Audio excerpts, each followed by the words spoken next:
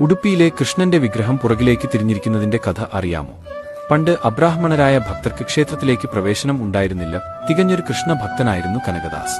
ഒരു താഴ്ന്ന ജാതിയിൽ നിന്നുള്ള ഭക്തനും കവിയുമായ കനകദാസൻ ഒരിക്കൽ ശ്രീകൃഷ്ണനെ ആരാധിക്കാൻ ഉടുപ്പി ക്ഷേത്രം സന്ദർശിച്ചു. എന്നാൽ അയിത്തം കൽപ്പിച്ചവർ ക്ഷേത്രത്തിനു മുന്നിലെ വഴിയിൽ പോലും വരുവാൻ അനുവാദം ഉണ്ടായിരുന്നില്ല. വളരെ സങ്കടത്തോടെ കനകദാസൻ ക്ഷേത്രത്തിനു പുറത്ത് ഇരുന്ന് ഹൃദയം പൊട്ടുന്ന സങ്കടത്തോടെ കൃഷ്ണകീർത്തനം ആലപിച്ച് അഗാധമായ ഭക്തിയോടെ കൃഷ്ണനെ സ്തുതിച്ചു.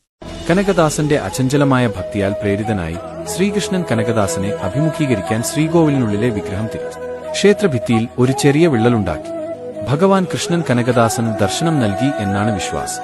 അന്ന് കൃഷ്ണൻ ഉണ്ടാക്കിയ ആ ചുമരിലെ വിള്ളലിൽ പിന്നീട് ഒരു ജാലകം പിടിപ്പിച്ചു. ഈ ജാലകം ഇപ്പോൾ കനകനകിണ്ടി എന്നാണ് അറിയപ്പെടുന്നത്. ഭഗവാൻ കൃഷ്ണന്റെ അനുകമ്പയും യഥാർത്ഥ ഭക്തിയുടെ ശക്തിയും എടുത്തുകാണിക്കും. ജാതിയോ മതമോ പശ്ചാത്തലമോ നോക്കാതെ തന്റെ എല്ലാ ഭക്തരെയും കൃഷ്ണൻ സ്വീകരിച്ചതിന്റെ ഓർമ്മപ്പെടുത്തലാണ് കനകനകിണ്ടി.